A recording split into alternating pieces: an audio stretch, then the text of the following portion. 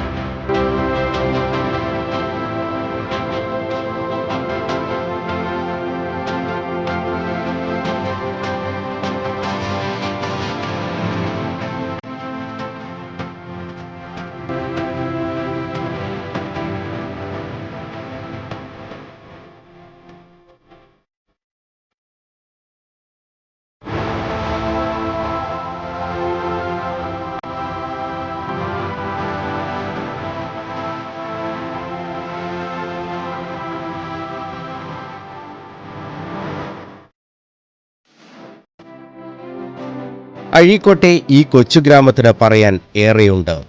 ഒരു പുത്തൻ സംസ്കാരം വാർത്തെടുക്കാനുള്ള പോരാട്ടത്തിൻ്റെ വീരഗാഥ. ഈ സൈക്കിൾ ബെല്ലിൽ തുടങ്ങുന്നു അഴീക്കോട്ടെ സുപ്രഭാതം.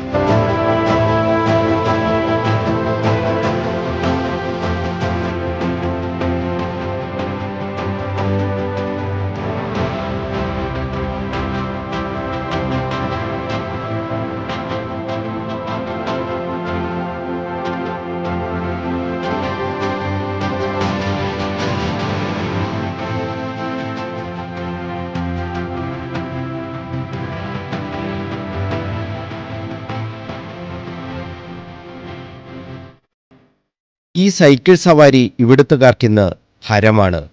ഒരു പുത്തൻ കായിക സംസ്കാരത്തിനാണ് അഴീക്കോട് ഗ്രാമം തുടക്കം കുറിച്ചിട്ടുള്ളത്. ചുക്കാൻ പിടിക്കുന്നത് നാടിൻ്റെ സ്വന്തം ഡോക്ടർ NK സൂരജും. അഴീക്കോട്ടെ ദയ ചാരിറ്റബിൾ ട്രസ്റ്റിന്റെ നേതൃത്വത്തിൽ എണ്ണിയാലൊടുങ്ങാത്ത സാന്ത്വന പ്രവർത്തനങ്ങൾ നടന്നു. വ്യക്തിഗത സഹായങ്ങളാണ് ഏറെയും. ഒരാളെ സഹായിക്കുക എന്നതിൽ നിന്ന് ഒരു സമൂഹത്തെ ആകെ ഉന്നതിയിലേക്ക് എത്തിക്കുക എന്ന ദൗത്യമാണ് ദയ ഏറ്റെടുത്തിട്ടുള്ളത്. ഇതിനായി സ്പോർട്സ് അക്കാദമിക്ക് തന്നെ രൂപം നൽകി ഡോക്ടർ NK സൂരജ്. ഫുട്ബോൾ പരിശീലനത്തിനായി ജില്ലയിലെ തന്നെ ഏറ്റവും വലിയ ടർഫ് കോർട്ട്.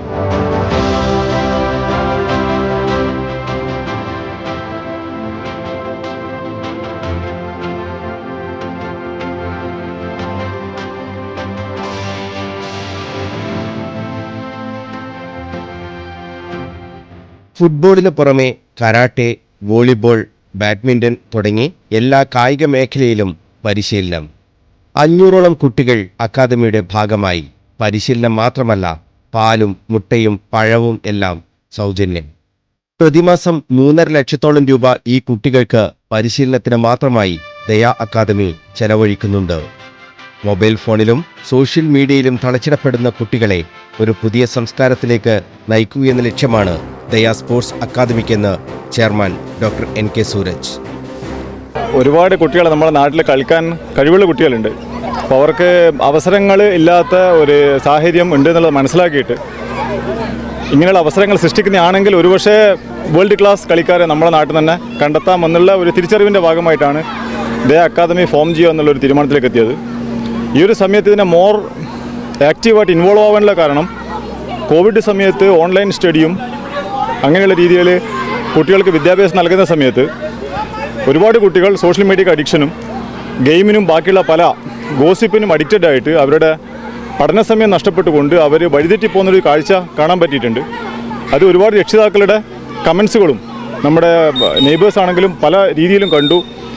അവരുടെ വേദനയാണ് മനസ്സിലായത്. അതായത് അന്ന് 100% ഫുൾ A+ കിട്ടിയ കുട്ടികൾ 40% മാർക്ക് വാങ്ങി അല്ലെങ്കിൽ ഫെയിലാകുന്ന ഒരു സാഹചര്യം കണ്ടുകൊണ്ട് എനിക്ക് നേരിട്ട് അറിഞ്ഞുകൊണ്ട് സ്പോർട്സിലൂടെ കുട്ടികളെ തിരിച്ചു കൊണ്ടുവന്ന് അതിലൂടെ തിരിച്ച് രണ്ടാമത് പഠിപ്പിലൂടെ കൊണ്ടുവന്ന് അവരെ വിജയികളാക്കുക എന്നുള്ളൊരു ശരിയായ ലക്ഷ്യവും കൂടി ഇതിൻ്റെ ബാക്കിലുണ്ട്. ദയ അക്കാദമിയുടെ പ്രവർത്തനത്തിൽ മെയിനായിട്ട് 4 മെയിൻ ടോപ്പിക്സുകളാണുള്ളത്, അല്ലെങ്കിൽ സബ്ജക്റ്റുകൾ ഓറിയൻറ്റഡ് ആയിട്ടാണ്.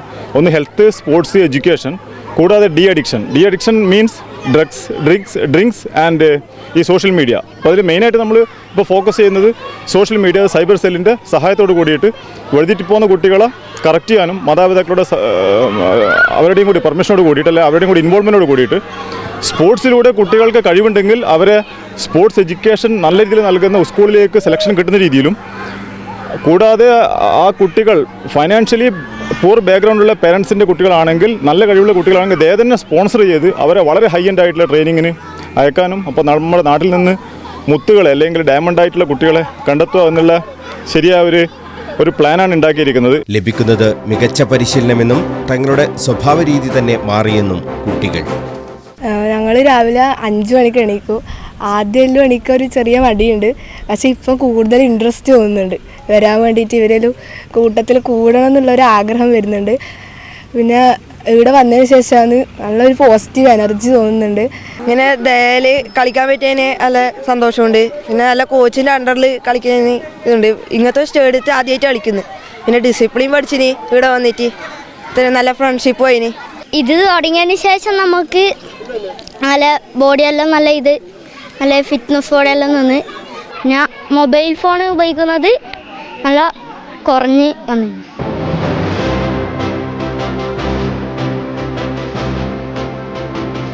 കുട്ടികൾ മുമ്പ് ഉറക്കമെഴുന്നേറ്റിരുന്നത് രാവിലെ 9 മണിക്കൊക്കെ.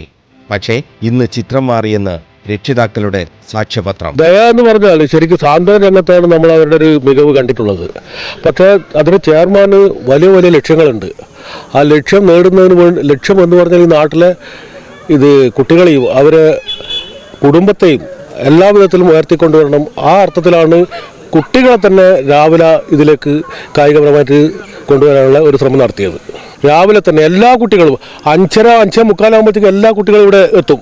അത് രക്ഷിതാക്കൾ പറഞ്ഞു പറഞ്ഞാൽ കുട്ടികളുടെ ജീവിതശൈലിയിൽ ഒരുപാട് മാറ്റം വന്നിട്ടുണ്ട്. മൊബൈലിൻ്റെ ആവശ്യമില്ല, ക്ലാസ്സിനുള്ള ഒരാവശ്യത്തിന് മാത്രമേ ഇത് ഉപയോഗിക്കുന്നുള്ളൂ. സർക്കാർ സംവിധാനങ്ങൾ ചെയ്യുന്നതിന് സമാനമാണ് ഡോക്ടർ NK സൂരജും സംഘവും ഈ സ്പോർട്സ് അക്കാദമിയിലൂടെ നാടിനായി ചെയ്യുന്നത്. തിരിച്ചൊന്നും പ്രതീക്ഷിക്കാറ്.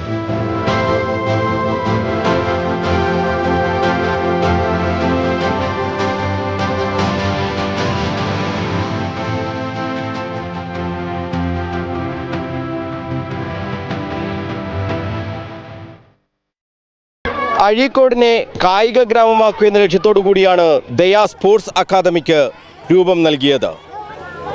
മൊബൈൽ ഫോണിൽ തഴച്ചിടപ്പെടുന്ന ഒരു തലമുറ, വഴിതെറ്റുന്ന ഒരു തലമുറ തൻ്റെ നാട്ടിൽ ഉണ്ടാകരുതെന്ന നിശ്ചയദാർഢ്യത്തോടുകൂടി ഡോക്ടർ NK സൂരജാണ് ഇതിന് തുടക്കമിട്ടത്.